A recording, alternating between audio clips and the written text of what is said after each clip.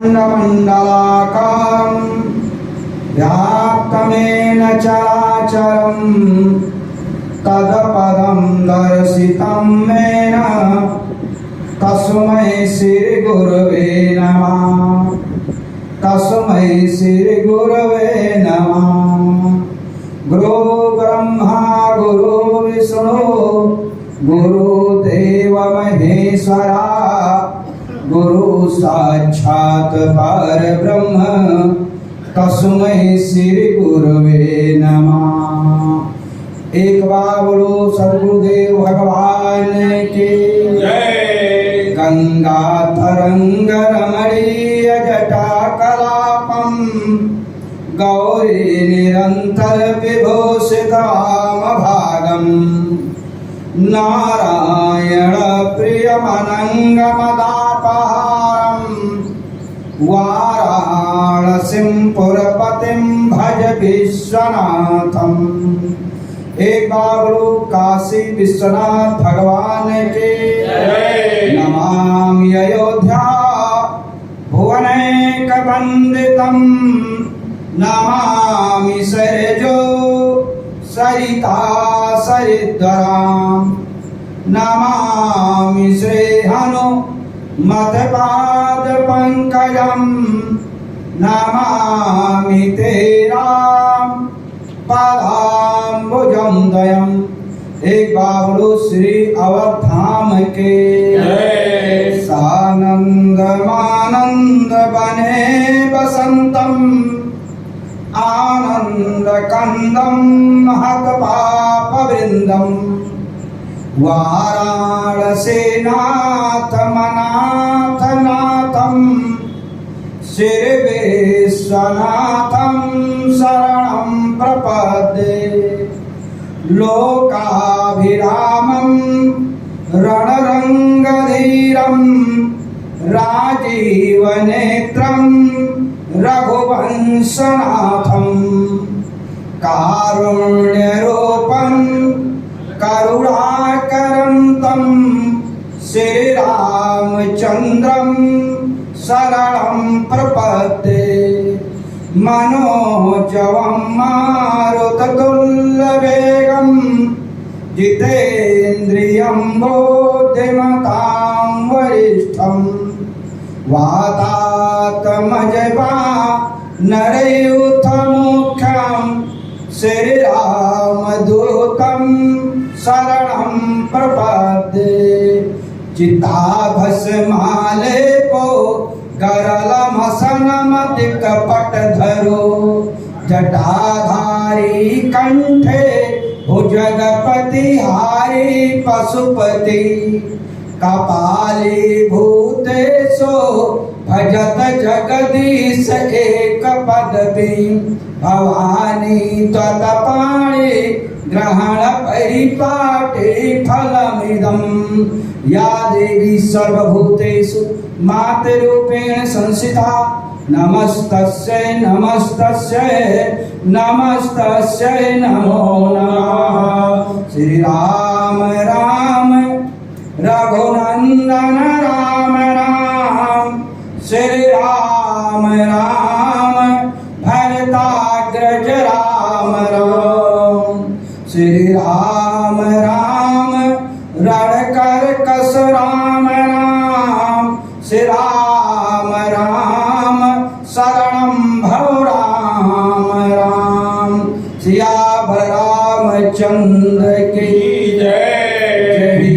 पद पंकज में कमला थकते न कभी निज सुइस झुकाते मानस मयंक विचार करे प्रभु तुलसी दल शीस चढ़ाते। जिस भांति यहाँ तुलसी पढ़ते रघुनंदन सादर भोग लगाते तुलसी कृत मानस के सुनते बस मानस में प्रभु हैं बस जाते। तो बंदो तुलसी के चरण जिनकी हो जग काज काली समुद्र बोल तलख्यो प्रकट्यौ सप्त जहाज सिया मांडवे उर्मिला सुत के रति वरदान चारि सुवन चार्यो रतन तुलसी करत प्रणाम राम कथा के रस कवर भक्त राज मत धीर आय सुहासन लीजिए तेज पुंज कबीर अपने अपने ईश को रेज भजो चाहे खीज खेत पड़े पर जामी है उल्टे सीधे बीज जो विचर ही चर अचर यथा भाव अनुमान सो ममौर मंदिर बसो श्री शंकर भगवान तन बल धन बल बाहुबल करे न एक काम एक बार सब प्रेम से बोलो जय सिया राम सिया रामचंद्र भगवान के काशी विश्वनाथ भगवान के आद्या प्राम्बा भगवती के वीर बजरंगबली के स्वामी जी महाराज के शारदीय नवरात्र के आज के आनंद के सत्य सनातन धर्म के स्थान पर विराजमान परम पूज्य स्वामी जी महाराज एवं भगवान के अमृतमयी कथा सुधा का रसपान कर रहे समस्त श्रोता भक्तगण सदी सावित्री उर्मिला मांडवी के पवित्र चरित्रों का अवलोकन करने वाली माताएं एवं बहनें एवं भगवान की पवित्र पावन कथा सुधा का रसपान कर रहे समस्त देवी देवता एवं बाल गोपाल प्रभु के बहुत बड़ी कृपा जब होती है तभी ऐसा पावन सुहावन अवसर प्राप्त होता है। आज पवित्र पावन इस शारदीय नवरात्र के पवित्र पावन उपलक्ष्य पर श्री ब्रह्मधाम आश्रम कोटेहना में चलता फिरता प्रयाग लगा हुआ, जिसका आज चौथा दिवस है। देखिए, एक प्रयागराज तो इलाहाबाद में है और एक प्रयागराज आपके यहाँ लगा हुआ है जहाँ पर आप बैठे हुए हैं। गोस्वामी तुलसीदास ने इस प्रयाग के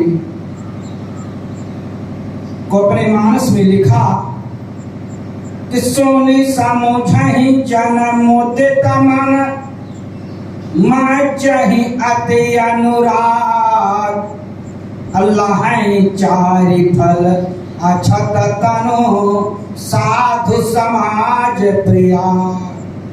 संत रूपी प्रयाग जहाँ पर ज्ञान गंगा सत्संग रूपी गंगा की धारा प्रवाहित होती है, वहां पर जो है प्रयाग, ये चलता फिरता प्रयाग है। गोस्वामी तुलसीदास ने इस प्रयाग को चलता फिरता प्रयाग कराता है। ये प्रयाग संत के पीछे पीछे चलता है और संत जाते हैं वहीं पर प्रयाग लग जाता। मोदा मंगलमय संत समाजो अजिमी जग जंगम तीरथ आजो। ये जंगम प्रयाग है और यहीं पर चित्रकूट है। जिस चित्रकूट में भगवान श्री राम वनवास की 12 वर्ष की अवधि को वहीं पर व्यतीत किया, वो चलता फिरता चित्रकूट भी आपके यहाँ लगा हुआ। राम कथा मंदाकिनी चित्रकूट चितुचार तुलसी सुभग सने बन सिया रघुवीर बिहार। और अयोध्या भी यहाँ पर इस समय अयोध्या भी यहीं पर है। कैसे?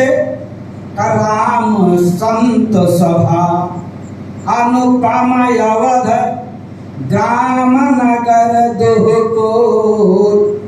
एक तरफ आप लोग भक्त लोग बैठे हैं, एक तरफ देवियां बैठी हुई हैं।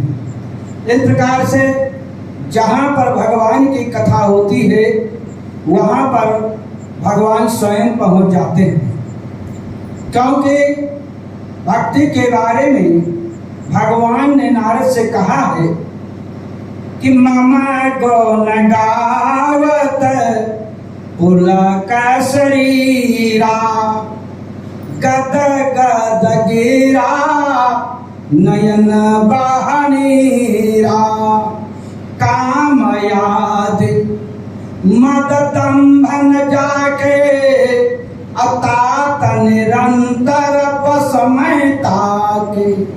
उसके हृदय में मैं निवास करता हूँ। लेकिन कैसे? देखिए, मानस में 4 संतों का वर्णन आया है। संता कौन है? एक तो देवनाथ को संता बताया गया कि नारद देखा विकल जयंता और लागी दया कोमल चित संता। दूसरे संता कौन है? अनंत बलवान वीर बजरंगबली हनुमान जी कि आवा मोहि भरोसा हनुमंता अबिनु हरि कृपा मिले नहीं संता। तीसरे संता कौन है? तीसरे संता पूरे मिथिलापुर के जितने भी नारी हैं सब वो हैं कि पूर्ण नर नारी सुभग सुचि संता धर्मशील ज्ञानी गुणवंता। देखिए, अयोध्यापुरी में सब संत हैं, लेकिन 3 को सब सज्जन हैं और 3 को सब संत हैं, लेकिन 3 को असंत कहा। जिसमें एक पुरुष है और 2 नारी। पुरुष कौन है?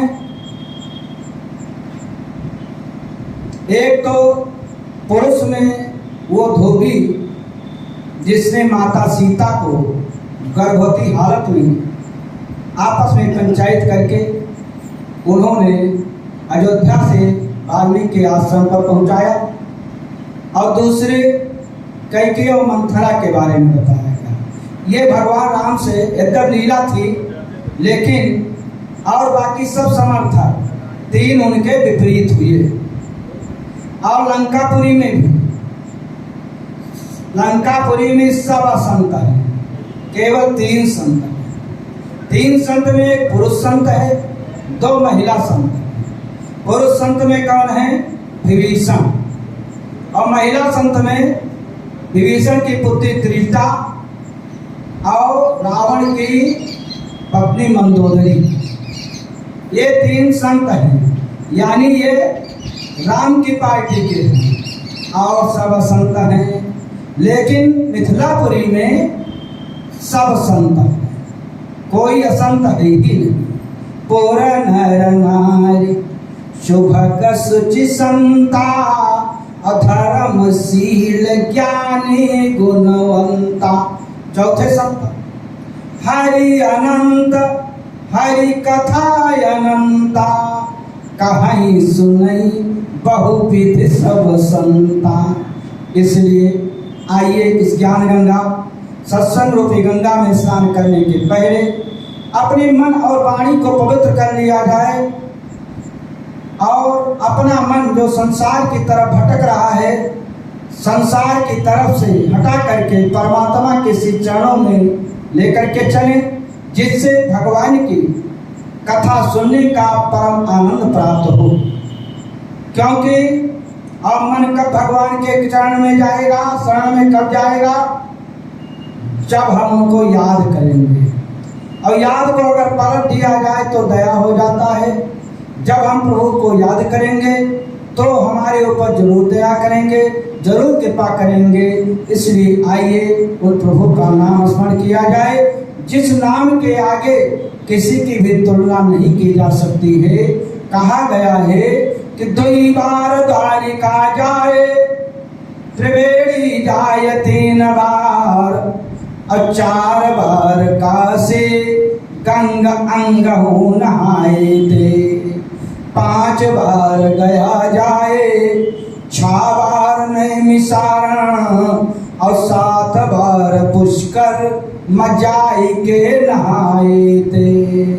रामनाथ जगन्नाथ बद्री केदारनाथ, 10 अश्वमेध जाए, 10 बार नहाए थे। और जेते फल होत कोटि, तीर्थ भ्रमण किए, और तेते फल होत एक, राम नाम गाए थे। बोलो श्री राम जय राम, जय जय राम। बोलो श्री राम जय राम, जय जय राम। बोलो श्री राम जय राम, जय जय राम। बोलो श्री राम जय राम, जय जय राम। बोलो श्री राम जय राम, जय जय राम। बोलो श्री राम जय राम, जय जय राम। एक बार बोलो सच्चिदानंद भगवान की जय। भगवान शिव कैलाश पर्वत पर बैठे हुए आद्या प्रांबा भगवती, जिनका समय चल रहा है, क्योंकि वही देवी पार्वती नव दुर्गा के रूप में पूजी जाती हैं। प्रथमम शैलपुत्री च, द्वितीयम ब्रह्मचारिणी, तृतीयम चंद्रघंटे, कूष्मांडे चतुर्थकम, पंचमम स्कंदमाते, षष्ठम कात्यायनी च, सप्तमम कालरात्रि महागौरी च, अष्टमम नवमम सिद्धदात्री च, नव दुर्गा प्रकीर्तिते। यही देवी पार्वती 9 रूपों में, 9 दुर्गा के रूप में 9 दिनों तक पूजी जाती है, जिनका इस समय जो है समय चल रहा है। और उन्हीं को बाबा भोलेनाथ भगवान की पवित्र पावन कथा सुना रहे हैं कैलाश पर्वत पर अक्षय वट के नीचे। बाबा भोलेनाथ ने देवी पार्वती से कहा कि हे देवी, अयोध्यापुरी में प्रभु राम ने अवतार ले लिया और 6 दिन के हो गए। जिस दिन छठी होती है वो दिन अयोध्यापुरी में महाराज दशरथ के रंग महल में छठी का उत्सव मनाने की तैयारी चल रही है। खूब धूमधाम से रामलला 6 दिन के हो गए हैं। सभी लोग अपने बच्चे की छठी मनाते हैं। जब बच्चा 6 दिन का होता है, माताएं जानती हैं। आज शक्ति प्रांबा भगवती देवी पार्वती कैलाश पर्वत पर सज धज कर तैयार हो रही हैं उस उत्सव में आने के लिए। भोले बाबा ने कहा, ये देवी, आज तुम कहाँ जमानू पड़ता है, कहीं जाने की तैयारी में हो जो इतना सज सवर नहीं हो। देवी पार्वती ने कहा, भोलेनाथ, मैं मृत्युलोक में अयोध्यापुरी में जा रही हूँ और वहां पर चक्रवर्ती ने महाराज दशरथ के पुत्र का आज जो है छठी का उत्सव है और उसमें निमंत्रण आया है, उसी में मैं जा रही हूँ। देवी पार्वती ने कहा कि पौने दिन रात, रात दिन राती, असादर जपहु अनंग आराती। हे भोले बाबा, जिनको दिन रात आप जपते हैं ना, वही अयोध्यापुरी में आए हैं और आज छठी के उत्सव में मेरा निमंत्रण है और मेरी पूजा होगी, मैं वहां जा रही हूँ। भोले बाबा ने कहा, ये देवी, तो हमको भी ले चलो और हम अपने प्रभु के बाल रूप का दर्शन कर लें, क्योंकि प्रभु तो नाना प्रकार का रूप धारण करके आते हैं। 24 अवतार लिए हुए हैं, जिसमें 2 ही अवतार है जिसमें उनके बाल रूप का दर्शन होता। या तो रामा होता है या कृष्णा होता है, तो हम भी चलें अपने प्रभु के बाल रूप का दर्शन करें। पार्वती ने कहा भोले बाबा तुम नहीं जा पाओगे वहां। कहा क्यों? कहा वहां केवल महिलाओं का ही समाज होता है, अखिल भारतीय महिला सम्मेलन लगा रहता है, वहां पुरुषों का प्रवेश वर्जित है, यहाँ तक जिनका पुत्र है वो भी नहीं जा सकते, तो तुम कहाँ वहां पहुंच जाओगे? भोले बाबा ने कहा ठीक है देवी, अगर अखिल भारतीय महिला सम्मेलन है, पुरुषों का प्रवेश वर्जित है, तो ये बताओ किसी देवी के साथ अगर छोटा बच्चा हो, बालक हो, तो भी नहीं जा सकता है? कहा नहीं, अगर बालक है तो उसके लिए कोई रोक नहीं है, वो जा सकता है।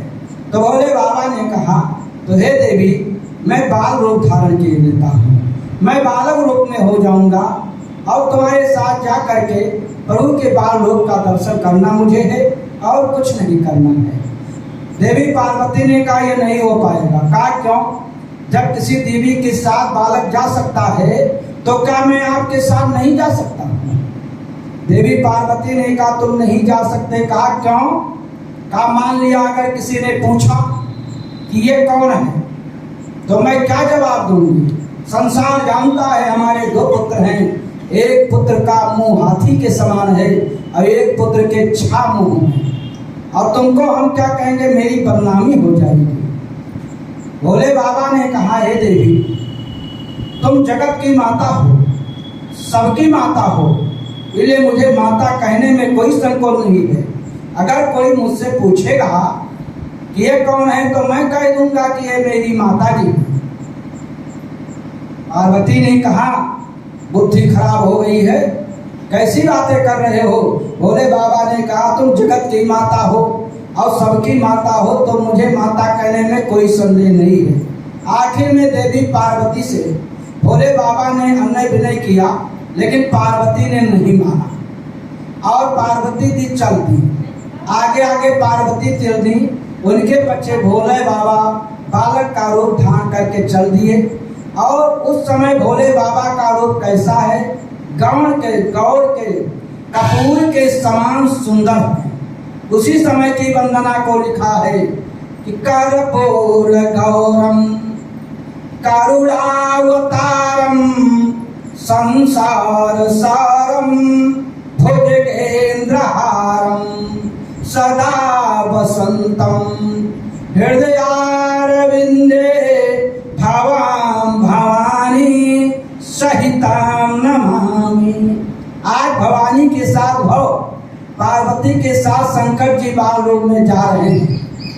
अब जब अयोध्यापुरी पहुंच गए तो महाराज दशरथ के रंग महल में जाने के लिए अंतिम चरण में पहुंचने के लिए 7 दरवाजे पार करना था। पार्वती तो चली गई, लेकिन भोले बाबा उसी में भटक गए, रोने लगे। एक दासी आई, कहा बच्चा क्यों रो रहे हो बेटा? कहा हमारी माता कहीं यहीं पर आई थी, गायब हो गई है, हमें ढूंढे नहीं मिल रही है। दासी लेकर के पहुंची महारानी कौशल्या के राजमहल के आंगन में, जहां पर बहुत सी देवियां इकट्ठा थी। केवल देवी पार्वती कैलाश से पहुंचने में विलंब हुआ था। उस विलंब का कारण भोले बाबा थे, क्योंकि कुछ समय तक उनका सत्संग चला, उतने में विलंब हो गया था। बस देवी पार्वती की ही प्रतीक्षा थी कि देवी जी आवे तब आगे कार्य बढ़ाया जाए। पार्वती जी पहुंची, बैठी हुई हैं। दासी लेकर के भोले बाबा बालक रूप में पहुंचे और कहा बताओ इसमें कहाँ तुम्हारी माता जी बैठी हैं?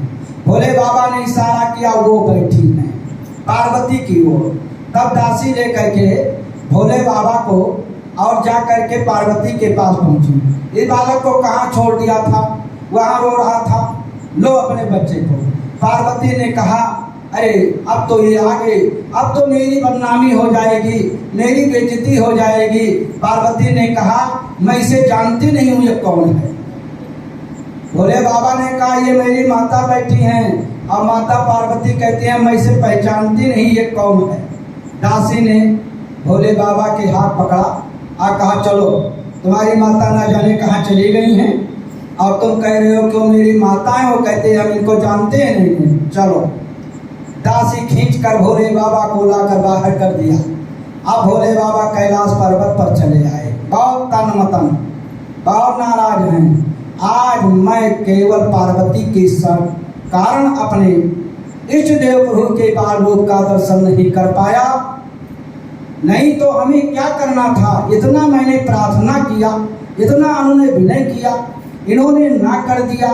फिर हम अपने अनुसार मौके पर पहुंच गए किसी प्रकार, और मैं बैठ जाता और रामलला जब प्रभु आते उनके बाल रूप का दर्शन करके फिर मैं चला आता, और मुझे कोई वहाँ आवश्यकता नहीं थी। लेकिन प्रभु का दर्शन करने की अगर बाधा बनी तो ये पार्वती बनी, ये अपना पुजाएंगे और हमको वहाँ से भगा दिया। लेकिन आएंगे भी कैलाश पर ना, तब हम बताएंगे। तब तक इधर छठी का कार्यक्रम पूरा हुआ। देवी पार्वती पहुंच गई अपना प्रसाद लेकर, जो कुछ पट्टा वट्टा सठोरा उठोरा जो कुछ लेकर पहुंची। अब भोले बाबा के चरणों में जैसे मस्तक झुकाने के लिए बढ़ी और कहा प्रसाद दे।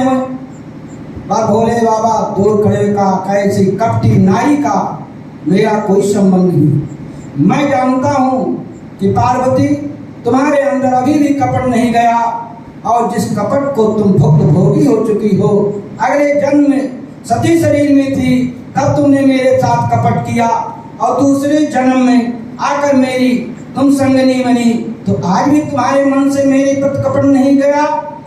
भोले बाबा नाराज हो गए। देवी पार्वती ने हाथ जोड़कर भोले बाबा से निवेदन किया कि हे भोलेनाथ, जानते हो आपने कहा था कि अगर कोई पूछेगा कि किसका बेटा है तो बता देना, झूठ बोल देना, लेकिन मेरा दर्शन तो हो जाएगा, क्योंकि नारी का एक ही धर्म है, एक ही धर्म एक व्रत नेमा, काई वचन मन पति पद प्रेमा। तो हमारे मन में इच्छा है कि मैं अपने प्रभु के बाल रूप का दर्शन करूं। उस दर्शन में अगर तुमको झूठ भी बोलना पड़े तो कोई उसमें वो नहीं होगा, तुम्हारे ऊपर कोई पाप नहीं लगेगा।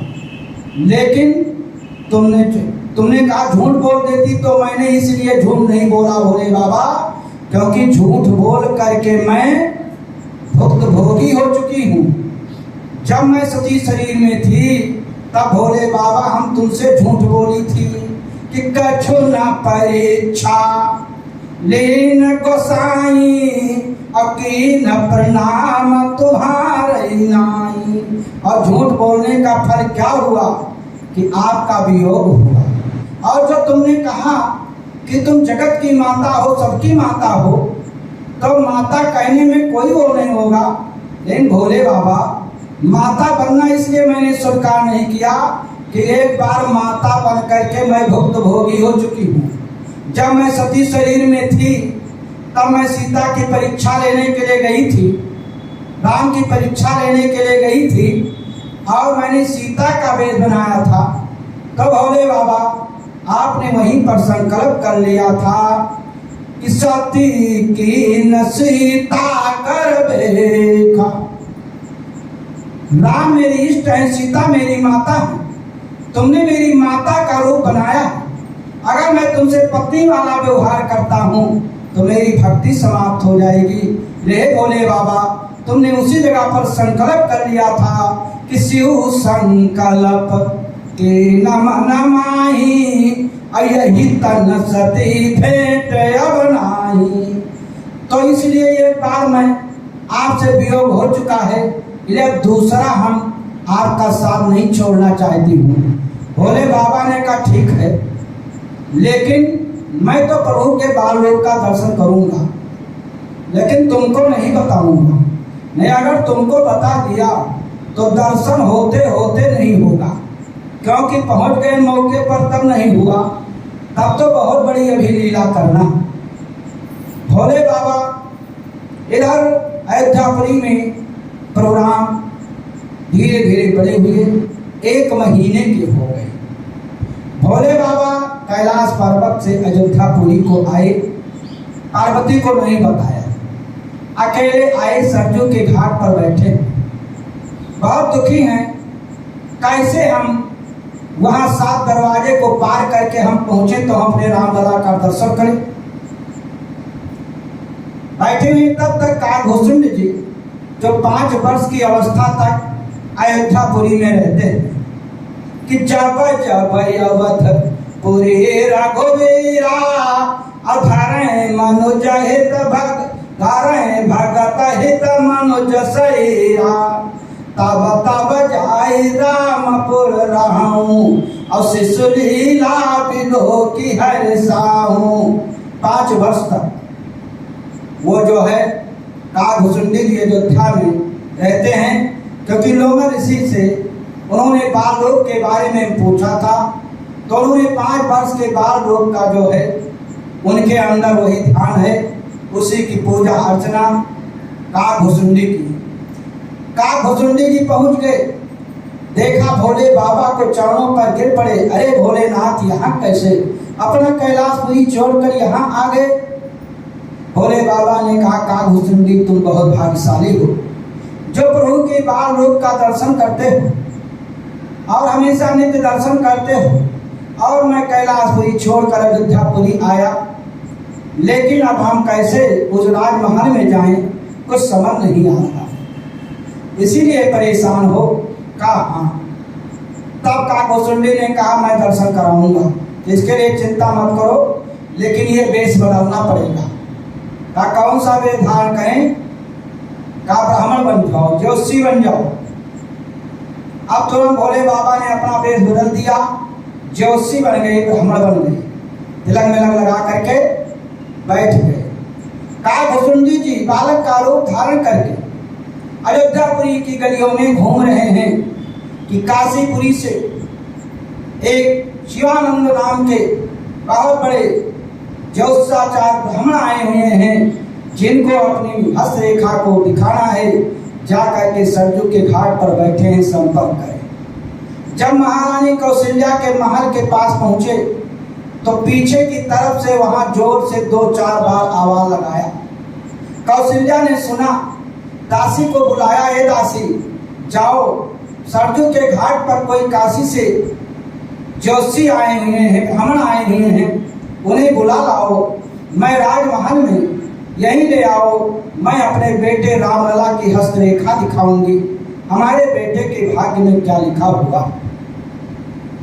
उधर काकभूषुंडी जी प्रचार करते करते सरजू के घाट पर पहुंच गए, इधर दासी पहुंच गई और ज्योतिषी बने भोले बाबा से कहा कि भाग तुम्हारे खुल गए, चलो ज्योतिषी साथ और राजमहल में देखिए रामलला के हाथ। कहा चलो, अब आगे आगे दासी, पीछे पीछे भोले बाबा, उसके पीछे चेला काकभूषुंडी जी चलती है। जब पहले द्वार पर पहुंचे, 7 दरवाजे हैं ना, आज भी जब हनुमानगढ़ी से आज जाएं तो सामने लिखा है चक्रवर्ती ने महाराज दशरथ का रंगमहल। एक रास्ता राम जन्मभूमि को जाता है, एक रास्ता कनक भवन को जाता है। आज भी उसमें 7 दरवाजे हैं, 7वें दरवाजे पर रामलला विराजमान है, और कनक भवन में भी 7 दरवाजे हैं और 7वें दरवाजे पर रामलला विराजमान है। अवधपुरी सब कर मन मोहे, कनक भवन अति सुंदर सोहे। अब पहले द्वार पर जब पहुंचे तो दासी ने कहा अच्छा बाबा ये बताओ कि तुम दोनों में कौन हाथ रेखा देखता है। भोले बाबा बड़े चक्कर में पड़ गए कि अगर हम चेला को नहीं साथ लेंगे तो हम क्या करेंगे, हमारा हाथ पैर सब यही है, यही वहाँ का सब बात जानता है, हम तो कुछ जानते नहीं हैं, तो हम अधूरे रह जाएंगे। तो भोले बाबा ने कहा ये जो मेरा चेला है ये हाथ की रेखा देखता है। तब दासी ने कहा अच्छा बाबा तो तुम यहीं बैठो, हम जलपान लाती हूँ, दान दक्षिणा मिलेगा आपको। और काकभूषुंडी चेला को लेकर चल दी दासी। भोले बाबा ने कहा चेला राम कहाँ जा रहे हो, क्या कहा था, क्या कर रहे हो। चेला काकभूषुंडी ने कहा अरे गुरुजी आप ही सब मामला बिगाड़ देते हो, हम क्या करें। भोले बाबा ने कहा दासी रुको, कहा क्या है, कहा इनसे कार्य नहीं बनेगा। दासी ने कहा तब किससे बनेगा, हाथ की रेखा देखना है, उन्हीं को बुलाया है, हस्त रेखा देखना ये जानता है, तो इससे नहीं काम बनेगा तो तुमसे काम बनेगा। जोशी भोले बाबा ने कहा ऐसा है कि मैं बूढ़ा हो गया हूँ, हमारे आँख की रोशनी कम हो गई, तिंगुर लगता है, इसलिए इस शिष्य को साथ लाए हैं। और छोटे बच्चे की बहुत महीन रेखा है, हम देख नहीं पाएंगे, इसलिए ये रेखा को देखेगा, उसका गुण दोष हम बताएंगे। ये केवल रेखा देखना जानता है, तो हाथ की रेखा तो सब देखते हैं, ये रेखा, लेकिन जो ज्योतिष पढ़े वही तो उसका गुण दोष बताएगा कि सब लोग देंगे। तब कहा तब बाबा क्यों नहीं बताया, अच्छा तुम भी चलो। आप भोले बाबा जोशी जी और काभुसुंडी दासी लेकर के राजमहल में पहुंची। महारानी कौशल्या ने आकर के ब्राह्मण बने जोशी के चरणों में प्रणाम किया। इसके बाद में 1 महीने के अपने बेटे रामलला को ला करके, क्योंकि भगवान राम का जन्म क्षत्रिय घराने में हुआ है, अब बाबा भोलेनाथ ब्राह्मण का रूप धारण करके आए हैं, इसलिए महारानी कौशल्या अपने बेटे रामलला को आशीर्वाद लेने के लिए जोशी बने भोले बाबा के चरणों में भगवान रामलला का मस्तक रख दिया। और जब मस्तक रखा तो भोले बाबा अब वो दर्शन करने में मस्त थे, तब तक मस्तक रख दिया भोले बाबा के चरण पर। अब भोले बाबा का हाथ जो है रामलला के सिर पर लगा। जब रामलला के सिर पर भोले बाबा का हाथ लगा तो रामलला ठट्ठा मारकर हंसे और भोले बाबा के आंखों से आंसुओं की धारा चलने लगी। यह रहस्य का हो नहीं जाना, इस रहस्य को न कौशल्या जान पाई, न दासी जान पाई, न चेला काभुसुंडी जान पाई, केवल राम और शिव जान रहे हैं। अब रामलला क्यों हंसे? रामलला इसलिए हंसे कि मेरा अवतार लेना सार्थक हुआ, जिसके लिए मुझे मनुष्य रूप में इस धराधाम पर मृतलोक में आना पड़ा, वो मेरा कार्य पूरा हो जाएगा। कहा क्यों? कहा कि आज भोले बाबा ने मेरे सिर पर हाथ रख दिया, आशीर्वाद दे दिया, और लंकाधीश्वर रावण का जब वध होगा तभी तो हमारा कार्य बनेगा, क्योंकि रावण ने मांगा है हमारा, इसीलिए वो उद्देश्य अवतार हुआ है कि हम काहू के मरई न मारे, अपानर जाति मनुज दुई बारे। आज उनके गुरु भोले बाबा ने मेरे सिर पर हाथ रखकर आशीर्वाद दे दिया, इसलिए मेरी जो अवतार ये हुआ है ये अवतार सार्थक हो गया। और भोले बाबा क्यों रोने लगे? भोले बाबा इसलिए रोने लगे कि आज मैं अपना कैलाश द्वीप छोड़कर आया था कि मैं प्रभु के बाल रूप का दर्शन करूंगा और उनका दर्शन करके कृतार्थ हो जाऊंगा, लेकिन आज मैं तो स्वामी बन गया। हमारे इष्ट आज मेरे इष्ट प्रभु राम मेरे चरण पर पड़े रहे और मैं जो है मेरा हाथ उनके सिर पर रहा, क्योंकि भगवान शिव ऐसा राम का भक्त कौन होगा और राम का शिव ऐसा भक्त कौन होगा कि शिव सम को रघुपति वृत्तिधारी अभिनु यगत जी सती असनाई। और भगवान राम ऐसा स्वयं कौन होगा कि नारद से भगवान कहते हैं कि जप ऊंचाई शंकर सतनामा होई है हृदय तुरत विश्रामा, क्योंकि को नहीं शिव समान प्रिय मोरे अवस पर तीत तजई जनि भोरे, अजहि पर कृपा न करई पुरारी असो न पाओ मुनि भगति हमारी। और भगवान राम अयोध्या वासियों से कहते हैं कि औ एक गुप्त मत सबई कहूँ करी जोर, और शंकर भजन बिना नर और भगति न पावई मोर। और जब रामेश्वर की स्थापना किया तब भगवान राम क्या कहते हैं कि शिवद्रोही मम भगति कहावा असो नर सपन्यौ मोर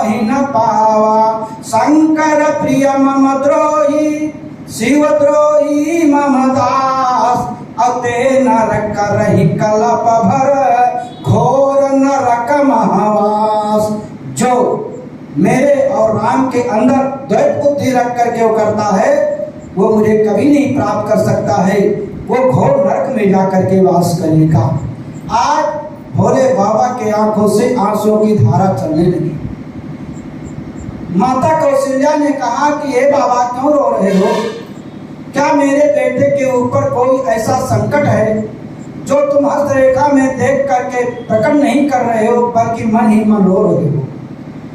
तब भोले बाबा जो उसी बने, उन्होंने कहा कि हे देवी, तुम्हारा ये बेटा जो राम लला है बहुत बड़ा भाग्यशाली, और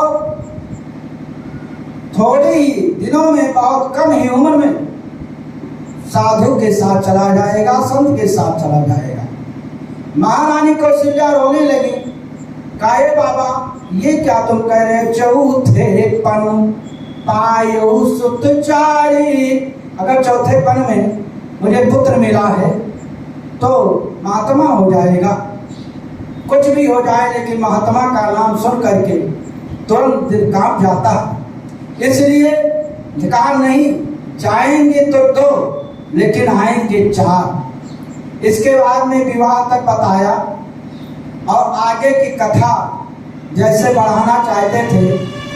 1 महीने के प्रभु राम ने आंख मार कर इशारा कर दिया कि भोले बाबा वनवास की कथा को न सुनाना, नहीं वनवास होगा बाद में, माता जी का ब्लड प्रेशर आज ही हाई हो जाएगा।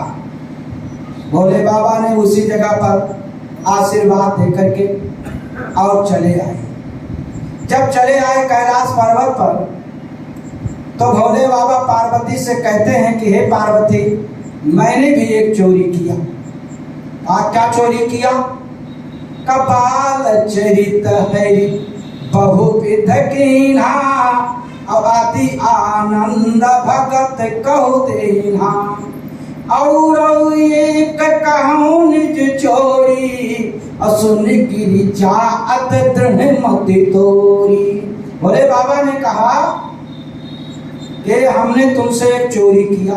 पार्वती ने कहा चोरी क्यों किया? मैं तुम्हारी अर्धांगिनी हूँ, और पति बताइए, पति का आधा अंग जो है अर्धांगिनी होती है, और तुमने हमको नहीं बताया और हमसे चोरी कर लिया। क्यों चोरी किया? हमको बताना चाहिए। कहा बताया इसलिए नहीं क्योंकि मैं रामलला का दर्शन कराया, और तुमको इसलिए नहीं बताया कि मौके पर पहुंच गए थे तब तुमने दर्शन नहीं होने दिया, इसलिए तुमसे मैंने छिपाया। नहीं, वैसे पत्नी में दुराव नहीं होना चाहिए, इसलिए जो है मैंने नहीं बताया। तब पार्वती ने कहा भोले बाबा, चोरी बिना सहयोग के नहीं होती है, कोई डांट देने वाला होगा तभी चोरी हो पाएगी, नहीं हो पाएगी। तो सहयोग किसने किया? भोले बाबा ने कहा काग भूषण संग हम तो मनुज रूप जाने नहीं को। काग भूषण के द्वारा हमको हमारे प्रभु का बाल रूप का दर्शन हुआ। पार्वती ने कहा हे भोले बाबा, न कागभूषुंडी दर्शन कराई पाई थी, न कागभूषुंडी बप्पा दर्शन हम कराए। भोले बाबा तुम क्या दर्शन कराए? तुमने तो दर्शन होने नहीं दिया। तब देवी पार्वती ने कहा हे भोले बाबा, जब आप ब्राह्मण जोशी बने सरजू के घाट पर बैठे थे ना, तब हम ही गई थी दासी बन करके और कहा था भाग तुम्हारे खुल गए, चलो ज्योतिषी साथ और राजमहल मां देखिए राम लला के हाथ। इसके बाद में पहले द्वार पर जब पहुंचे थे तो हम ही ने तुमको वहां पर रोका था, कहीं तुम ही हो, कहीं तब कौन है? हम ही थी। तो शक्ति के बिना ब्रह्म अधूरा, शक्ति के बिना भोले बाबा प्रभु राम के बाल रूप का दर्शन नहीं कर पाए, क्योंकि राम मेरा ब्रह्म है, माँ जीव है, बीच में जो मात्रा है वो जो है शक्ति है। अब राम में अगर बड़ा की मात्रा निकाल लो, शक्ति निकाल लो तो क्या हो जाएगा? राम। और शिव में सा ब्रह्म है, वा जीव शिव है, छोटी की मात्रा शक्ति है, और शिव से छोटी की मात्रा निकाल लो, क्या हो जाएगा? 100, मुर्दा, निरर्थक। तो ब्रह्म के बिना शक्ति, शक्ति के बिना ब्रह्म अधूरा है। और संसार का रिश्ता सबसे पहले पुरुष, इसके बाद में नारी के रिश्ते से शुरू होता है। जैसे भाई बहन, चाचा चाची, नाना नानी, काका काकी, मामा मामी, जीजा साली, जितने भी रिश्ता ले लीजिए, सब पहले पुरुष से तब स्त्री से। लेकिन भगवान का रिश्ता पहले शक्ति से तब ब्रह्म से होता है। सीताराम, राधे श्याम, गौरी शंकर, उमा शंकर, कोई नाम ले लीजिए। लेकिन जो माता पिता हैं ये संसार में हैं, लेकिन संसार के रिश्ते में नहीं हैं, ये भगवान के रिश्ते में हैं। क्योंकि संसार के सारे रिश्ते पुरुष से शुरू होकर नारी पर समाप्त होते हैं, लेकिन माता पिता का एक रिश्ता है जो नारी से शुरू होकर पुरुष पर समाप्त होता है। जैसे सीताराम, राधे श्याम, गौरी शंकर, उमा शंकर, उसी प्रकार से माता तब पिता। माता का पहला स्थान है और पिता का स्थान दूसरे नंबर पर है। इसलिए माता पिता जो है संसार के रिश्ते में नहीं है, ये भगवान के रिश्ते में माने जाते हैं, भगवान के उसमें जोड़े जाते हैं। आज भोले बाबा कहने का मतलब शक्ति के बिना ब्रह्म अधूरा। अयोध्यापुरी में रहकर भगवान राम ने तमाम बाल लीलाओं को किया। नामकरण तो हो गया, वशिष्ठ जी ने नामकरण किया कि जो आनंद सिंधु सखरासी, असी करते त्रैलोक सुपासी, सो सुख धाम राम यस नामा, अखिल लोकदायक विश्रामा। यानी जो सुख की खान है वही आपके जो बड़े पुत्र हैं इनका नाम राम है। फिर कैकेयी के पुत्र जो थे उनका नामकरण किया कि विश्व भरण पोषण कर जोई, अवता कर नाम भरत यश होई। क्यों? क्योंकि कहा था अंशन सहित देह धरि ताता, अंशन सहित मनुज अवतारा। तो निर्गुण निराकार परमात्मा की तीन शक्तियों से, सतोगुण, रजोगुण, तमोगुण से ब्रह्मा विष्णु महेश की उत्पत्ति हुई। तो ये राम जो हैं वही निराकार निर्गुण परमात्मा ब्रह्म राम है। और उनके सतोगुण के द्वारा, विष्णु के द्वारा जो अवतार लिए हैं ये भरत है। विश्व भरण पोषण कर जोई, ताकर नाम भरत असोई। जो संसार का भरण पोषण करते हैं विष्णु के अवतार भरत जी हैं। इसके बाद में चाके सुमिरन तेरी पुनासा, नाम शत्रुहन वेद प्रकाशा। जिनके मुख से चारों वेद की उत्पत्ति हुई है, ब्रह्मा के मुख से चारों वेद की उत्पत्ति हुई है, ऐसी ब्रह्मा के अंश से अवतरित जो है शत्रुघ्न है। अलक्षण धाम राम प्रिय, सकल जगत आधार, गुरु वशिष्ठ तेहि राखा, लक्ष्मण राम उदार। राम के प्रिय कौन है? कको नहीं शिव समान प्रिय मोरे, असपरती ततई जन भोरे। ऐसे शेष के रूप में विराजमान, यानी भोले बाबा शेष, सिर पर शेष को धारण करते हैं और शेष नाग पर भगवान श्री हरि शयन करते हैं। इसलिए ऐसे शेषा अवतार के रूप में जो अवतरित हुए हैं उनका नाम लक्ष्मण है। गुण और उसके अनुसार उन्होंने नामकरण किया। इसके बाद में बाल लीला करते हुए तमाम बाल लीलाओं को किया कि बाल चरिता है बहुविध कीन्हा, अति आनंद भगत कहो दीन्हा। पूरी बाल लीला में एक बाल लीला ये भी है कि एक बार माता कौशल्या ने राम लला को नहला धुला करके और पालने में देर और लगा करके पालने में लिटा दिया। एक बार जननी अनुआए, कर सिंगार पलना पौड़ाए, निज कर इष्ट देव भगवाना, पूजा हेतु कीन स्नाना। जा करके और राजा महाराजाओं के यहाँ रंगनाथ की पूजा होती थी, लक्ष्मी नारायण की पूजा होती थी, घोड़ों प्रकार से पूजन होता था। और जा करके उनका पूजन किया। इसके बाद में जो भोजन पानी बनाया था उसको बनाया। इसके बाद में ला करके और भगवान को भोग लगाया। और जैसे भोग लगाया आंख मूंदा कि निज कर इष्ट देव भगवाना, पूजा हेतु कीन स्नाना।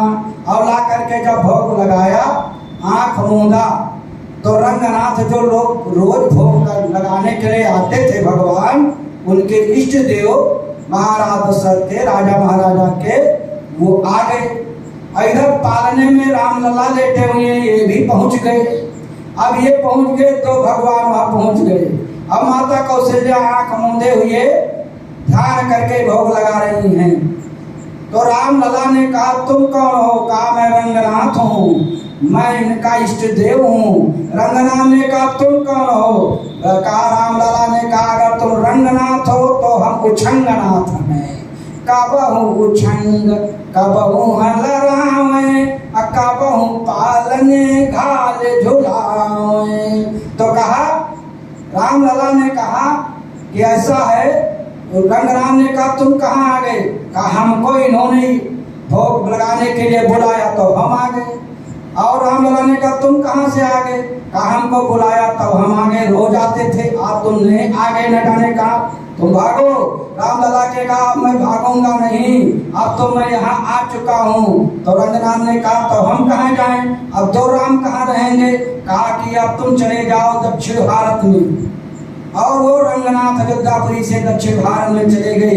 आज भी दक्षिण भारत में रंगनाथ का भगवान का मंदिर बना हुआ है और अयोध्यापुरी में रामलला की पूजा होती है।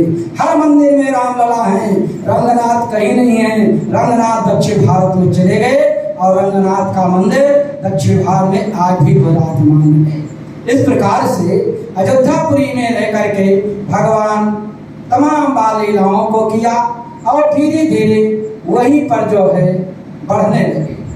बाबा भोलेनाथ पार्वती से कहते हैं कि हे पार्वती, महर्षि विश्वामित्र जी बक्सर में निवास कर रहे हैं। विश्वामित्र महामुनि ज्ञानी, अब सही विपिन शुभ आश्रम जानी। विश्वामित्र महामुनि हैं और ज्ञानी भी हैं। मानस में तो बहुत से मुनि हैं लेकिन महामुनि केवल दो ही हैं। या तो महर्षि विश्वामित्र ने तपस्या के बल पर महामुनि की डिग्री प्राप्त किया और दूसरे महामुनि हैं अनुसुईया के पति अत्रि। विश्वामित्र महामुनि आए, समाचार मिथिलापति पाए। अब अत्रि के आश्रम जब प्रभु गयो, सुनति महामुनि हर्षित भयो। तो अत्रि को जो महामुनि की डिग्री मिली, उनकी धर्मपत्नी अनुसुईया के सतीत्व के बल पर उनको डिग्री मिली।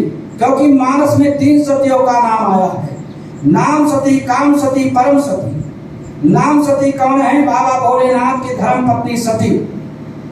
काम सती कौन है? अत्रि की धर्मपत्नी अनुसुईया। परम सती कौन है? परम सती असो राधे बनारी, तही बलताही न जिताई पुरारी। सम्राट जालंधर की धर्मपत्नी वृंदा, जो बाद में शाम में होकर के और हिंदू के प्रत्येक घर में तुलसी के रूप में पूजी जाती है। 2 प्रकार की तुलसी होती है, एक रामा तुलसी होती है, एक श्यामा तुलसी होती है। तो जो रामा तुलसी है, हरी तुलसी है, ये सम्राट जालंधर की पत्नी है। और जो श्यामा तुलसी है वो शंखचूड़ की पत्नी तुलसी। 2 प्रकार की तुलसी पाई जाती हैं और दोनों प्रकार की तुलसी की कथा वर्णित है। और बाद में वही जलंधर आकर के रावण हुआ। बाबा भोलेनाथ पार्वती से कहते हैं कि हे पार्वती, विश्वामित्र यज्ञ कर रहे हैं क्योंकि भगवान राम ने अगर गुरु बनाया तो विश्वामित्र को बनाया और अपना इष्ट माना तो भोले बाबा को माना। क्यों? क्योंकि जब गुरु महाराज दशरथ ने कहा कि हमारे गुरु वशिष्ठ हैं, गुरु वशिष्ठ कुल पूज्य हमारे, भगवान राम ने कहा पिताजी इनकी विशेषता क्या है? वो माने अंधकार माने प्रकाश, जो अंधकार से प्रकाश में लावे, हरे शिष्य धन शोक न हरई, सो गुरु घोर नरकमा पड़ी। इसलिए इनकी विशेषता क्या? महाराज दशरथ ने कहा कि ये युग प्रवर्तक है, क्योंकि कलयुग सतयुग द्वापर त्रेता, द्वापर के बाद में त्रेता का नंबर था। लेकिन ब्रह्मा ने वशिष्ठ को जब अयोध्यापुरी की पुरोहिती दिया, गुरु पद बनने के लिए गया, तो वशिष्ठ ने कहा था कि पिताजी मैं पुरोहिती का कार्य नहीं करूंगा, क्योंकि वो पुरोहित कर्म अति मंदा, ये बहुत निंदनीय है। तब उन्होंने कहा था, ब्रह्मा जी ने वशिष्ठ से कहा, लाभ आगे सुतो ही, जाओ तुम पुरोहिती करो, चलाही करो, इसका लाभ तुम्हें मिलेगा। अखिल ब्रह्मांडाय प्राप्त परब्रह्म के तुम गुरु होगे। तब वशिष्ठ ने कहा कि जिनका दर्शन नहीं होता है, आज मैं उनका गुरु बनूंगा, वो हमारे शिष्य बनेंगे। तब मैंने अयोध्यापुरी का पुरोहिती का कार्य, चलाही का कार्य लिया। आज ये कहते हैं युग प्रवर्तक है, इसलिए वशिष्ठ ने अपनी तपोबल के द्वारा द्वापर युग को पीछे कर दिया और त्रेता को पहले ले आए, क्योंकि सतयुग के बाद में द्वापर तब त्रेता आता, एक युग इनको और चला ही करना पड़ता। इसलिए त्रेता को पहले ले लिया और द्वापर को बाद में ले लिया। एक युग प्रवर्तक है। कहा हम ऐसे गुरु को हम नहीं चाहते हैं, हम ऐसे गुरु को बनाना चाहते हैं जो विश्व का मित्र हो, सबका कल्याण करने वाला। इसलिए भगवान श्री राम ने अपना गुरु विश्वामित्र को बनाया। विश्वामित्र का हुआ विश्व का मित्र, विश्व का कल्याण करने वाला, सबकी कल्याण के कार्य कामना करने वाला। और इष्ट देव उन्होंने बात कहा कि इनकी घोषों प्रकार से पूजा होता है। हमारे यहाँ जो इष्ट देव भगवान हैं, काम ऐसे इष्ट देव को नहीं चाहते हैं। और उन्होंने किसको इष्ट देव बनावा का? विश्वनाथ ममनाथ पुरारी, अत्रिभवन महिमा विदित तुम्हारी। राम जानकी मंदिर में जाओ, राधा के मंदिर में जाओ, देवी जी के मंदिर में जाओ, 12 बजे बंद, जब खुलेगा तब दर्शन होगा, नहीं खड़े रहो। और भोले बाबा का दरबार हमेशा खोला, चाहे रात जाओ, चाहे दिन जाओ, चाहे दोपहर जाओ, जब तुमका मौका हो तब जाओ। और जल चढ़ाओ और न चढ़ाओ, उनका हर समय दरबार खुला रहता है, वहाँ कोई बंधन नहीं है। इसलिए भगवान राम ने कहा उनको उतना इष्ट बनाया भोले बाबा को। आप विश्वामित्र यज्ञ कर रहे हैं, उधर राक्षस लोग उपद्रव मंगा रहे हैं। पार्वती ने कहा भोले बाबा, क्या राक्षस के सींग पूंछ होती थी या बड़े बड़े मुंह होते थे?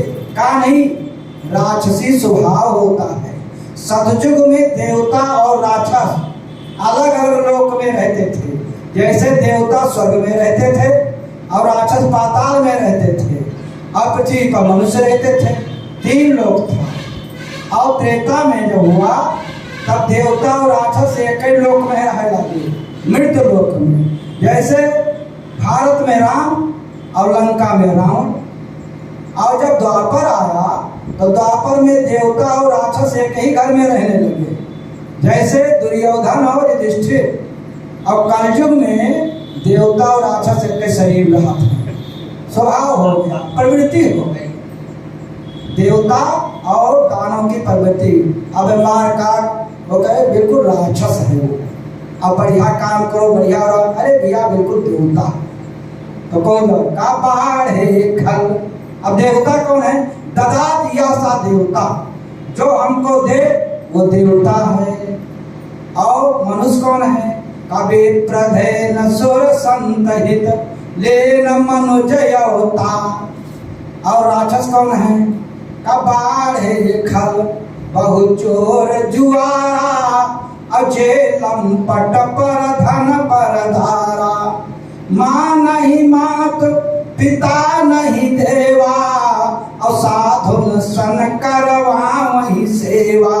और जिनके यह आचरण भवानी और ते जान्यो निश्चर सम प्राणी। वेद ज्ञान उत्तम कुल पाया फिर भी रावण असुर कहाया। उत्तम कुल पुलस्त करनाती शिव विरंच पूजो गो भांति। लेकिन क्यों? उसकी प्रवृत्ति वैसी हो गई, इसलिए वो असुर की श्रेणी में गिना गया। अब उधर दूसरी पार्टी उपद्रव मचा रही है। बाबा भोलेनाथ कह रहे हैं कि देखत जग निशाचर धावई करहि उपद्रव मुनि दुख पावई।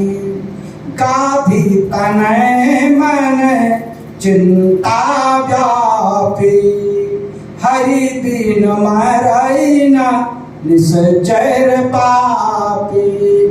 महाविश्वामित्र को बहुत बड़ी चिंता हुई कि राक्षस यज्ञ नहीं होने देते हैं और यज्ञ पूरा नहीं होगा तो लोगों का कल्याण कैसे होगा। तब महाविश्वामित्र ने देखा अपनी दिव्य दृष्टि से कि इस समय अयोध्यापुरी में चक्रवर्ती ने महाराज दशरथ के यहाँ प्रातः ब्रह्म ने अवतार ले लिया। यद्यप उनका अवतार राज घराने में हुआ है, लेकिन राज सुख भोगने के लिए नहीं आए हैं। वो तो विप्रधेन संत हितलीन मनुजी अवतार। देखिए, भगवान राम ने जन्म भी लिया है, भगवान राम ने अवतार भी लिया है और भगवान राम प्रकट भी हुए हैं। जन्म किसके लिए लिया? दशरथ पुत्र जन्म सुनिकाना अमान हो ब्रह्मानंद समाना। प्रकट किसके लिए हुए थे? भाई प्रकट कृपाला दीन दयाला कौशल्या हितकारी। अवतार किसके लिए लिया? कभी प्रधेन सुर संतहित लीन मनुजय अवतार। महाविश्वामित्र ने सोचा कि अब उन्हीं को ला करके हम यहाँ लाएंगे और निशाचरों का वध करें, हमारी यज्ञ पूरी हो, लोग सुखी रहें। बाबा भोलेनाथ कैलाश पर्वत पर पार्वती से कहते हैं कि इस प्रकार से महाविश्वामित्र जी मन में सोच करके बक्सर विहार से श्री अयोध्यापुरी की ओर चल देते हैं। मन में सोचते हैं कि चक्रवर्ती ने महाराज दशरथ को चौथे पन में पुत्र रत्न की प्राप्ति हुई है। आज मैं उनके पुत्र को मैं मांगने के लिए जा रहा हूँ। कौन अपने पुत्र को दे देगा? क्या उपाय करें, क्या करें जिससे हमारा कार्य बन जाए। एक किसान अपनी खेती के बारे में सोचता है, दुकानदार अपनी दुकान के बारे में सोचता, एक संत परोपकार की भावना के बारे में सोचता। आज महर्षि विश्वामित्र जी चल देते हैं अयोध्यापुरी की ओर। बाबा भोलेनाथ पार्वती से कहते हैं कि बहुविध करत मनोरथ जात लाग नहीं पार करिम जन सर जो जला गए भूप दरबार।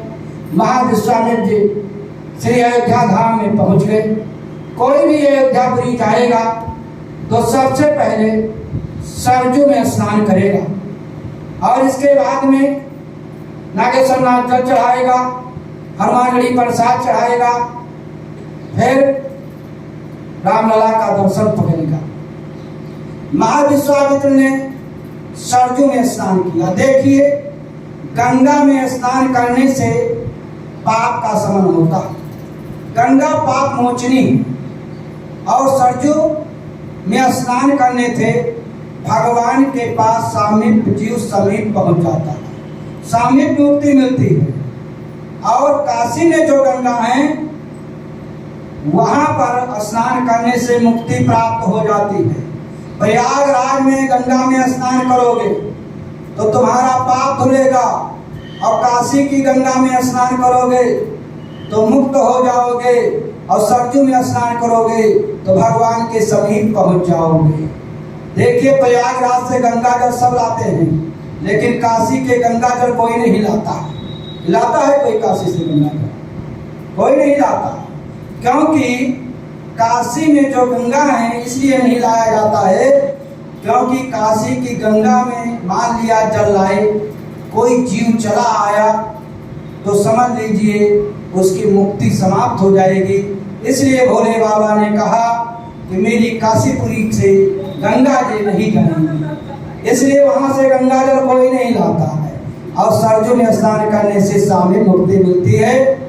और महाविश्वामित्र जी जाकर के सरजू में स्नान किया और सरजू मैया से हाथ जोड़कर निवेदन किया कि हे मैया, मेरी मनोकामना को पूर्ण करो।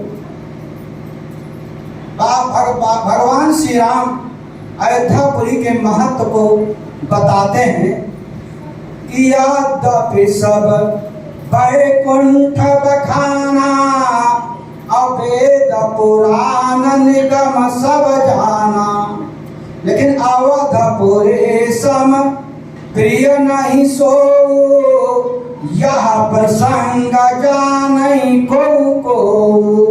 क्यों अयोध्यापुरी स्वर्ग से बढ़ करके बताया का जन्म भूमि मम पुरी सुहावन, उत्तर दिश सरजू पावन। और सरजू में स्नान करने से, ये मेरे वचन नहीं है, भगवान राम के स्वयं वचन है राम गीता के उपदेश में कि जाम जनते बिनहि प्रियासा, न जप न तप न पूजा न पाठ। सरजू स्नान का इतना बड़ा महत्व बताया है कि जाम जनते बिनहि प्रियासा, मम समीप नर पावहि वासा। अति प्रिय लोग यहाँ के वासी, मम धाम दा पुरी सुख राशि। ये बंदाओ अवध पुरी अति पावनी, सरजू सरी कले कलुषण सावन। ऐसे अयोध्यापुरी के सरजू में स्नान करने से सामीप्य मुक्ति मिलती है। और काशी में स्नान करने से, काशी में दर्शन करने से मुक्ति हो जाती है, क्योंकि गोस्वामी तुलसीदास जी ने काशी के महत्व को लिखा है कि मुक्ति जन्म मही जान, ज्ञान खान यघान कई, और जहाँ बसी शंभु भगवान, सो काशी से ये कसन।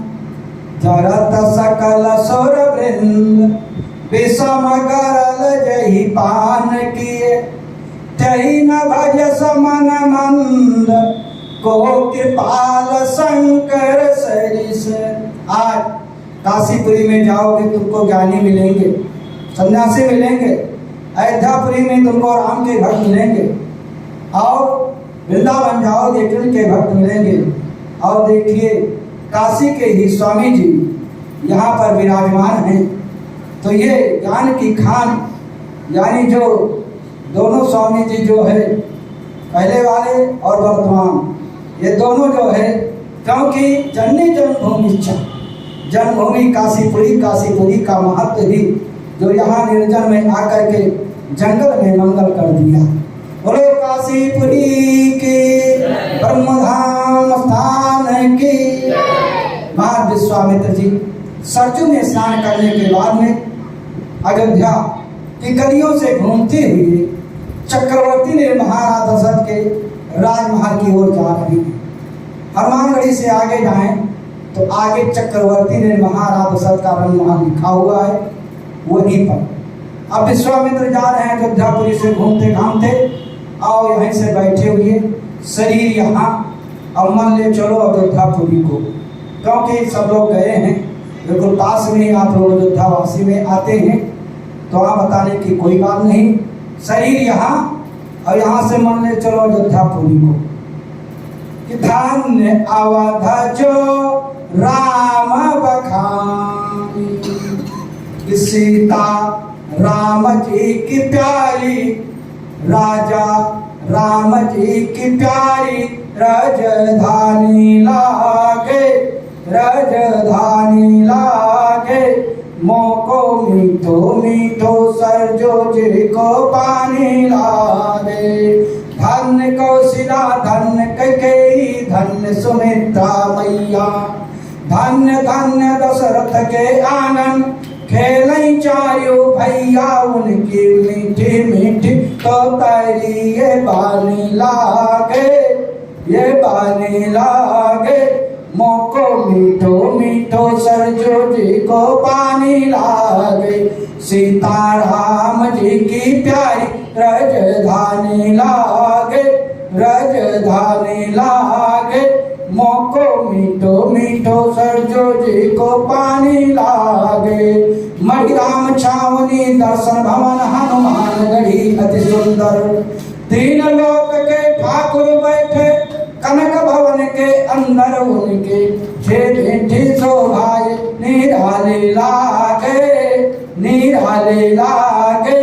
मोको मीठो मीठो सरजो जी को पानी लागे। सीताराम जी की प्यारी राजधानी लागे, राजधानी लागे। मोको मीठो मीठो सरजो जी को पानी लागे। सीताराम दंडवत भैया मधुरी बानी बोले। गली गली में लिए सुमेरनी संत महात्मा डोले। उनकी प्यारी प्यारी शोभाए सुखदानी लागे, सुखदानी लागे। मोको मीठो मीठो सरजो जी को पानी लागे। सीताराम जी की प्यारी राजधानी लागे, राजधानी लागे। मोको मीठो मीठो सरजो जी को पानी लागे। धन्य अवध जो राम बखान। ऐसे अयोध्यापुरी की गलियों से घूमते हुए महाविश्वामित्र जी चक्रवर्ती ने महाराज दशरथ के राजमहल के पहले द्वार पर पहुंच गए। द्वारपालों से कहा कि जा करके कह दो कि बक्सर से महाविश्वामित्र जी आए हुए हैं।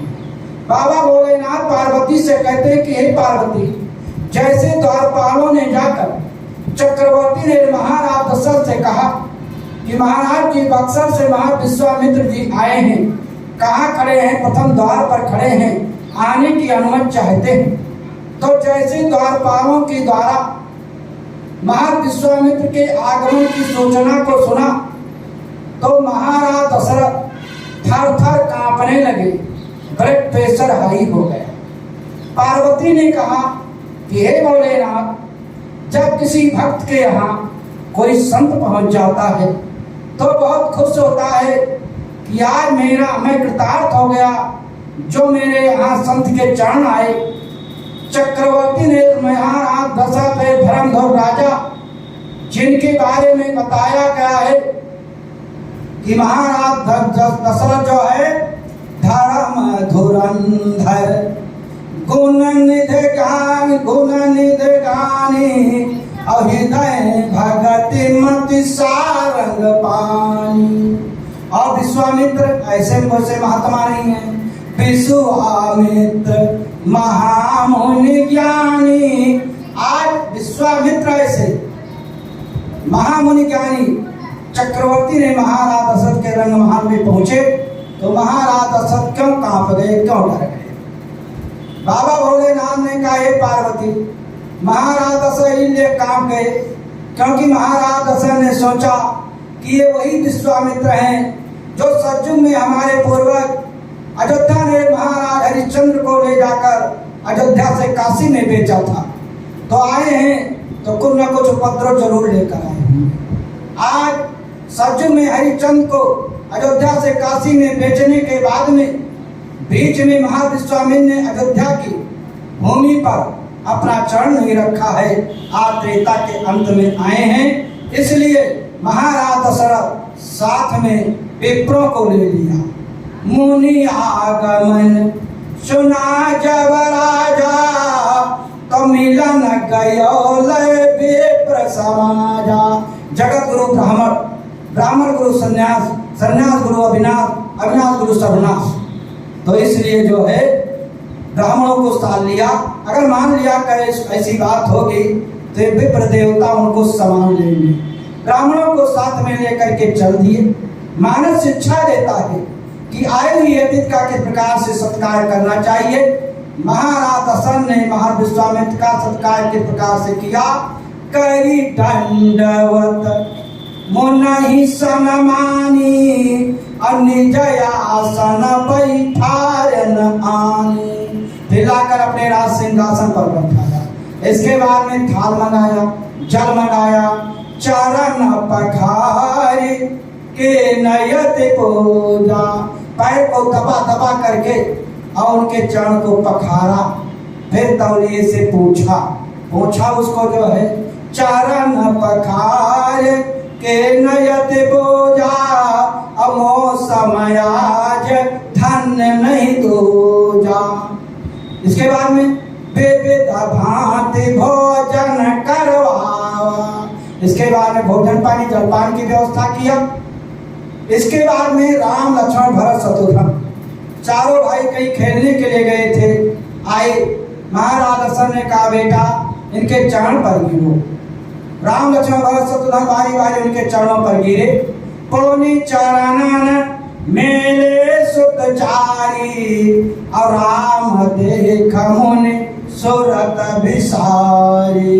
तो उन्होंने जो है राम के रूप को देख कर विश्वामित्र की ऊपर की ऊपर और नीचे के नीचे पलक टंगी रह गई, क्योंकि आज विश्वामित्र ने प्रभु का दर्शन कर लिया है। और इसके बाद में फिर महाराज दशरथ जो है से कहा कि आने का प्रयोजन बताइए। तो कहा कि मैं तुमसे याचना करने के लिए आया हूँ।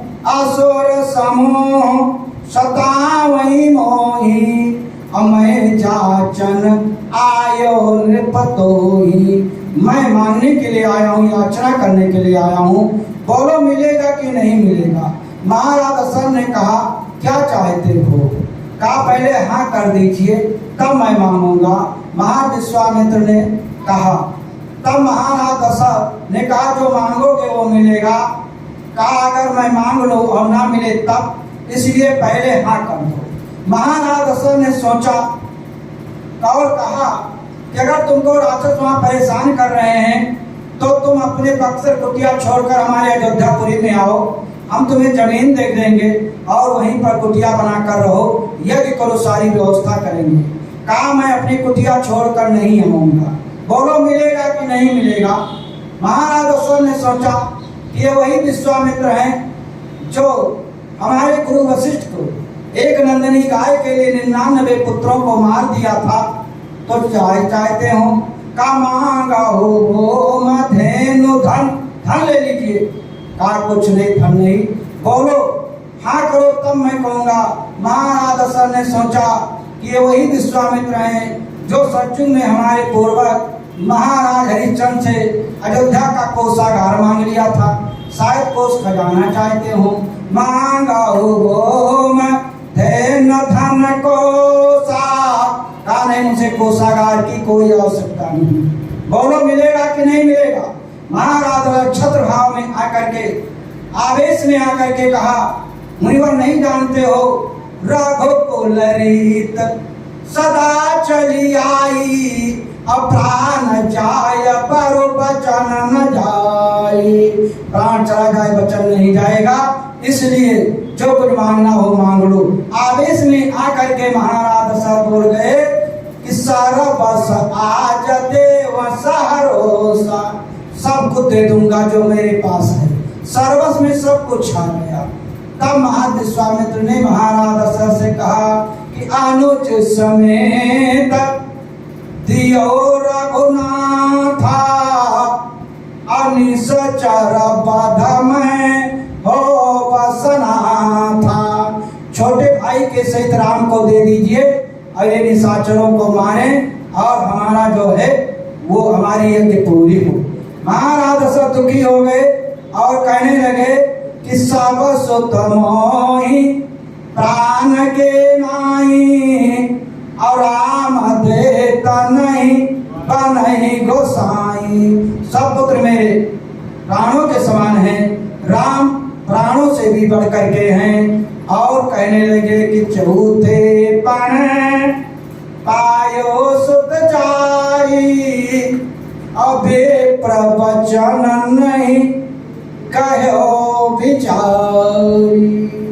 का चौथे पद में जो मुझे संतान मिली है उनको ले जा करके और राक्षसों से लड़ा करके और उनके समाप्त करना चाहते हो। तुम्हारे दया नाम की चीज नहीं है। महाराज दशरथ दुखी हो गए और इस प्रकार से इस स्तर पर पहुंच गए कि चाहे जैसे होगा मैं जो है राम को नहीं दूंगा। बाबा भोलेनाथ पार्वती से कहते हैं कि हे पार्वती, महाराज दशरथ विश्वामित्र के सामने दुखी हो गए और दुखी होकर के कहने लगे कि चौथे पन पायो सुत चारी, अभी प्रवचन नहीं कहो विचारी। तो पार्वती ने भोले बाबा से कहा रुक जाओ, और पार्वती ने भोले बाबा से पूछा कि बोली गिरिजा वचन विचारी, अनाथ सुनो यक विनय हमारी। कि बोली उमा बताइए हे प्रभु कृपा निधान, चौथे पन में क्यों हुई दशरथ के संतान। महाराज दशरथ के चौथे पन में क्यों संतान की प्राप्ति हुई। सारी उम्र बीत गई और चौथे पन में उनको क्यों पुत्र प्राप्ति हुई। तब बाबा भोलेनाथ कहते हैं कि हे देवी पार्वती कि एक बार भूपति मन माही, अभय गलान मोरे सुत नाही। एक बार महाराज दशरथ को बहुत बड़ी ग्लानि हुई कि मेरे कोई संतान नहीं है। पार्वती ने कहा जीवन में महाराज दशरथ को पुत्र न होने की एक ही बार चिंता क्यों हुई। जिसके पुत्र नहीं होता उसको बार बार चिंता रहती है, लेकिन कोई एक बार ही की चिंता हुई। तो कहा बाबा भोलेनाथ पार्वती से कहते हैं कि एक बार की बात है कि महाराज दशरथ अपने गुरु वशिष्ठ के यहाँ गई और कहा गुरुओं में शिकार खेलने जाना चाहता हूँ, किस तिथि में किस दिशा में शिकार खेलने जाएं जिससे हमारा कार्य बन जाए। तो गुरु वशिष्ठ ने कहा राजन, दक्षिण दिशा तुम्हारे लिए अशुभ है और दक्षिण दिशा की ओर शिकार खेलने मत जाना। गुरु वशिष्ठ ने महाराज दशरथ से कहा कि एक बात मैं चाहूं बताना कि दक्षिण मृग मारन मत जाना।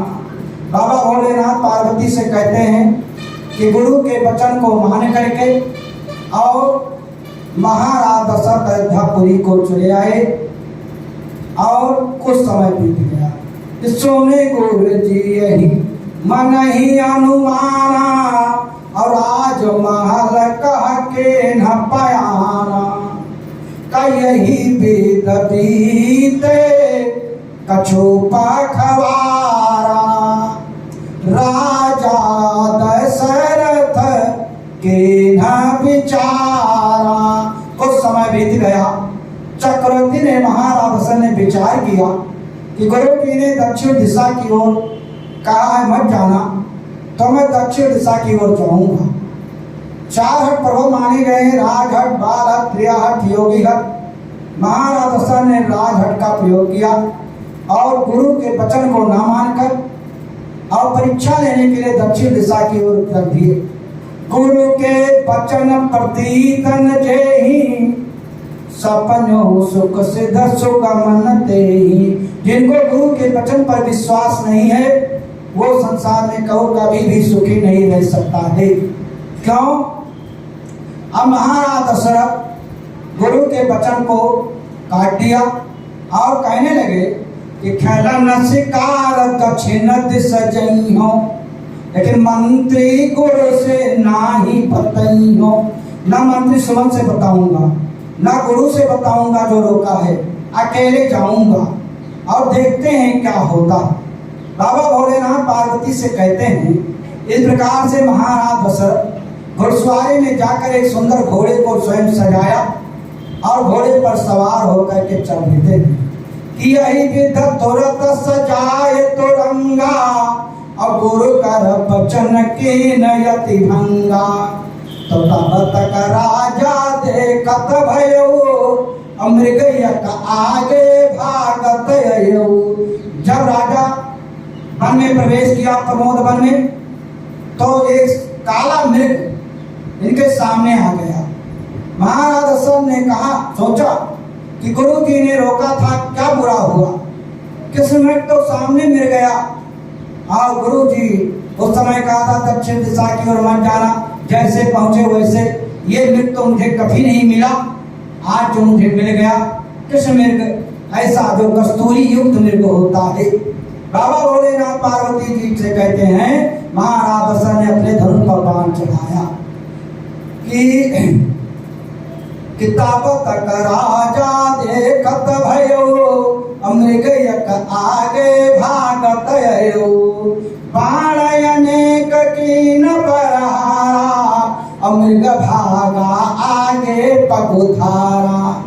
तो जस जस राजन तीर चलावे तस तस हिरना प्राण बचावे।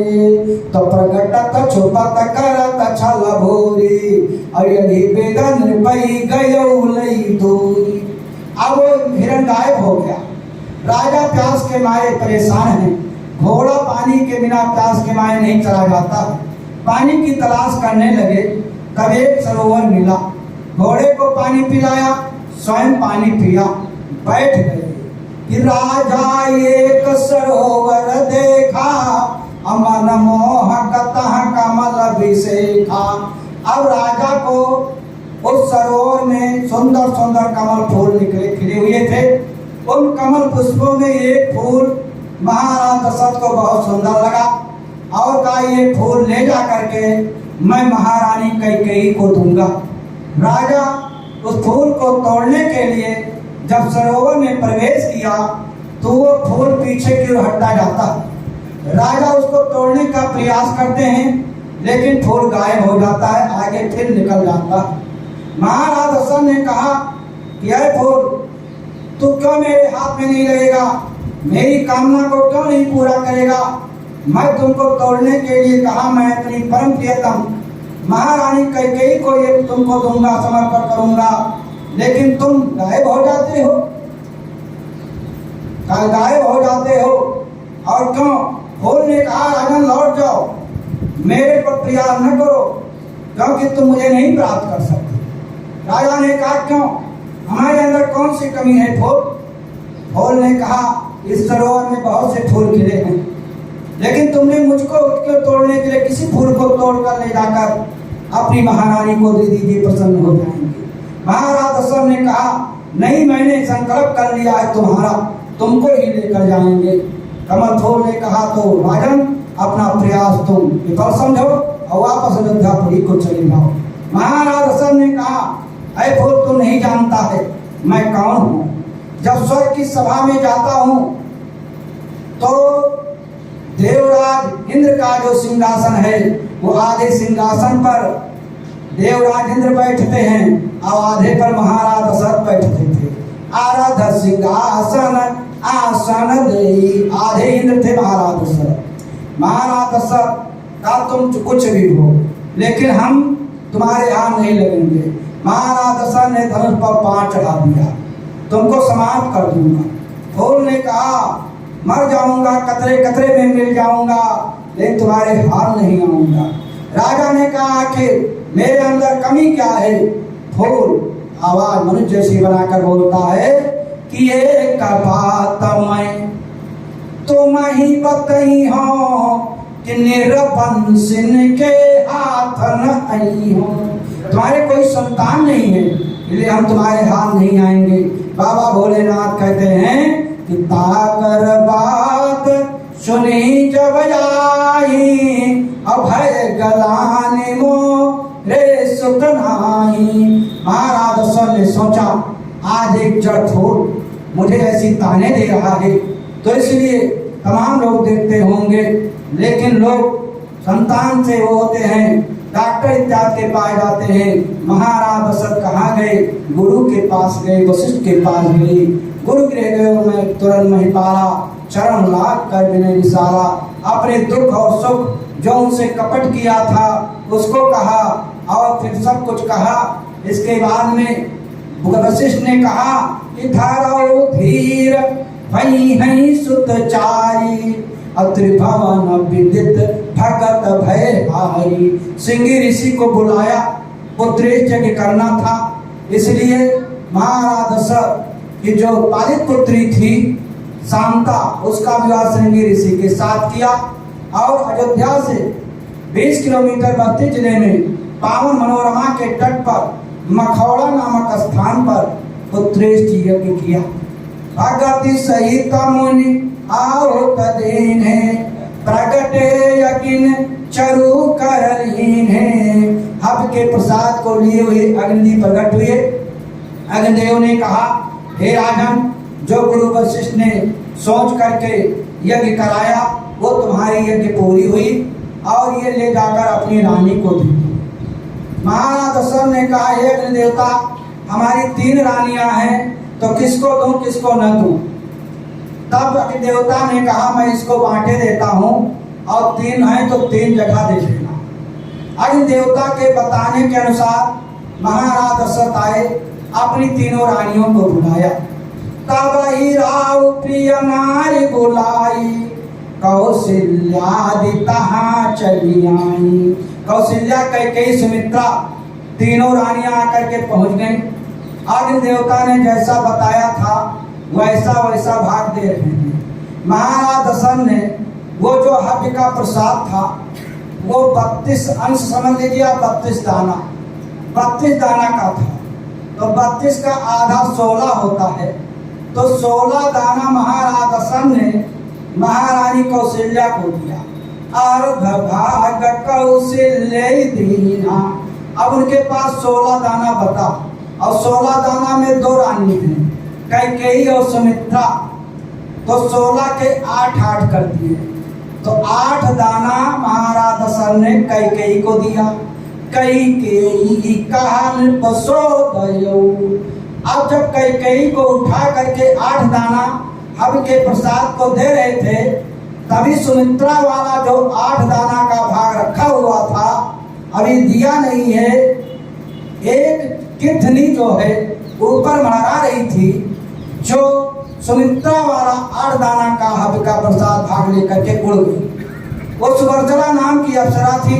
माँ दुर्वासा ने उसे श्राप दे दिया था और कहा था कि जब त्रेता में यज्ञ होगा और हव्य के प्रसाद के बंटवारे में तुम उसको ले जाकर के गंधमार पर पहुंचाओगी, तब तुम उस चील यानी गिद्ध की यौन से मुक्ति हो जाएगी।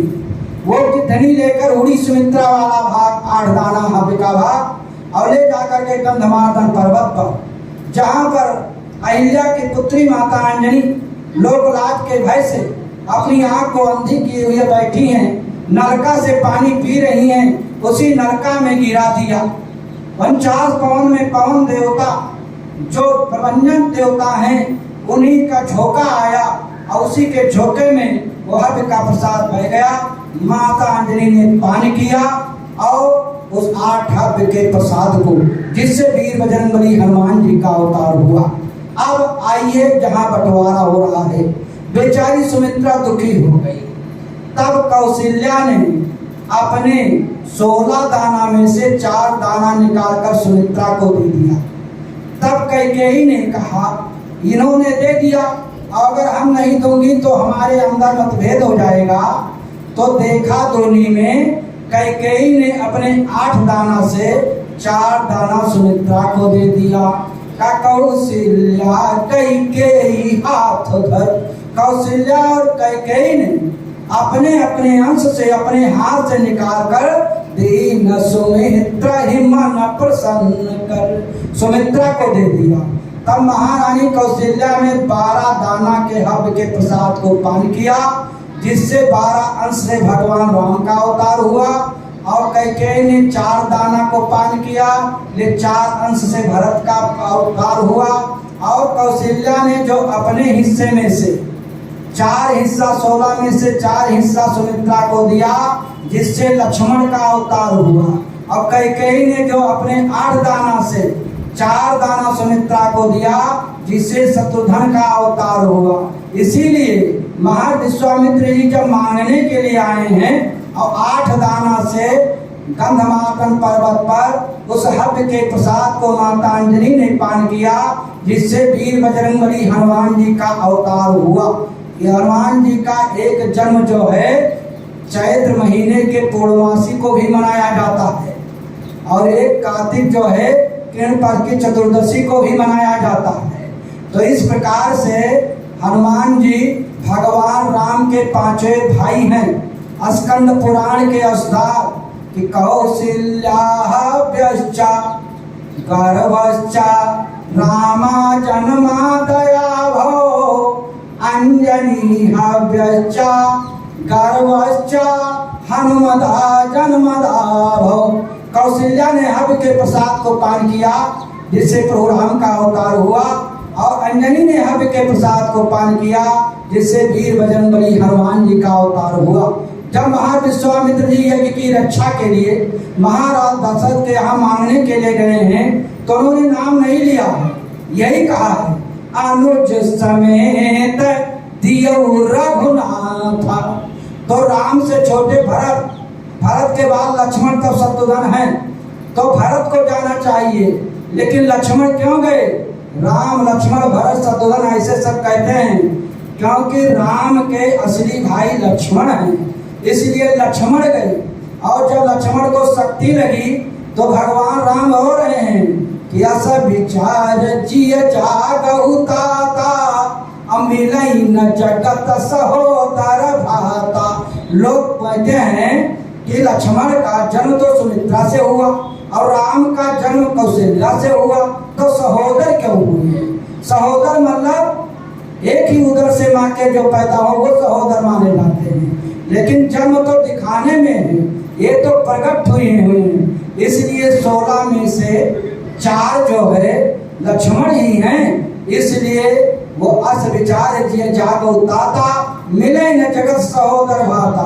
और जो हनुमान जी 5वें भाई, जिस समय ऋषिमुख पर्वत पर भगवान श्री राम ने जो है हनुमान जी को कहा है कि सोने का पिजिय मानसी जनियूना अतय मम प्रिय लक्ष्मण ते दूना।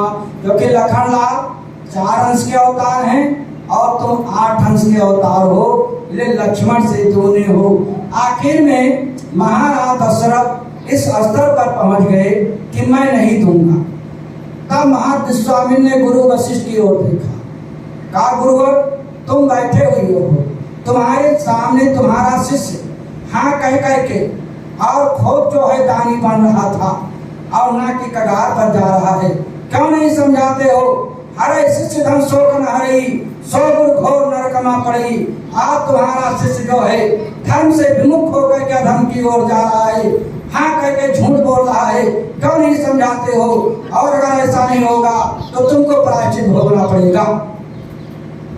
तब वशिष्ठ ने महाराज दशरथ को समझाया कि राजन ये संत हैं, इनको दे दीजिए, इनसे नुकसान नहीं होगा। तब महाराज दशरथ गुरु के वचन को मान करके और भगवान राम लक्ष्मण को बुलाया और अपने बेटे राम लक्ष्मण का हाथ महाराज विश्वामित्र के हाथों में देते हुए कहा कि मेरे प्राण नाथ सुत दो, अब तुम मुनि पितायान नहीं को। महाराज विश्वामित्र जी राम लक्ष्मण को लेकर अपनी कुटिया की ओर चले और बीच में ताड़का मिली, ताड़का का जो है वध कर दिया। एक ही बाण प्राण हर लीना, दीन जानते निज पद दीना। इसके बाद में बक्सर कुटिया में पहुंचे, सायंकाल के समय पहुंचे हुए थे, इसलिए रात भर विश्राम किया। प्रातः कहा मुनि सन रघुराई, निरभय यज्ञ करो तुम जाई। सुबह भगवान राम ने महाविश्वामित्र से कहा कि यज्ञ करो, क्योंकि मानस में 3 यज्ञ हुई हैं, 3 जागा हुए हैं। जो यज्ञ संत के माध्यम से होती है, जैसे आपके यहाँ जो कथा चल रही है संत के माध्यम से चल रही है, उसका प्रभाव ही अलग होता है। संत के मुखारविंद से भगवान की कथा श्रवण कर रहे हैं, संत के सानिध्य में बैठे हुए हैं, संत का दर्शन कर रहे हैं। विश्व भगवान ने संत महात्माओं को आदेश दिया, प्रात कहा मुनि सन रघुराई, अनिर्भय यज्ञ करहु तुम जाई। दूसरी जगह कहाँ पर सफल हुई, जो अभी बताया, महाराज दशरथ के पुत्र यज्ञ श्रृंगेरी सही। भाई पुत्र की कामना थी ना, वहां तो पुत्र की कामना थी, वहां साधु संत की क्या आवश्यकता थी। लेकिन सोचो अगर श्रृंगी ऋषि नहीं आते तो क्या महाराज दशरथ की यज्ञ पूरी होती। तो श्रृंगी सही वशिष्ठ बलावा, पुत्र काम शुभ यज्ञ करावा। यज्ञ पूरी हुई ना। महाराज दशरथ ने जो यज्ञ संत के निर्देशन में किया, उस यज्ञ से विश्व का कल्याण हुआ, भगवान का प्राकट्य हुआ। और द्वापर में जो एक यज्ञ महाराज द्रुपद ने किया, उस यज्ञ का परिणाम हुआ, विश्व का विनाश हुआ, महाभारत हुआ। उस यज्ञ से कन्या और एक पुत्र पैदा हुए, पुत्र हुए धृष्टद्युम्न और कन्या हुई द्रौपदी, जिसके कारण महाभारत हो गया। और कौन सी यज्ञ पूरी हुई, मिथिलापुरी में महाराज जनक ने धनुचक्र साना हुआ था, वहां पर पुत्री के विवाह की प्रतिज्ञा थी।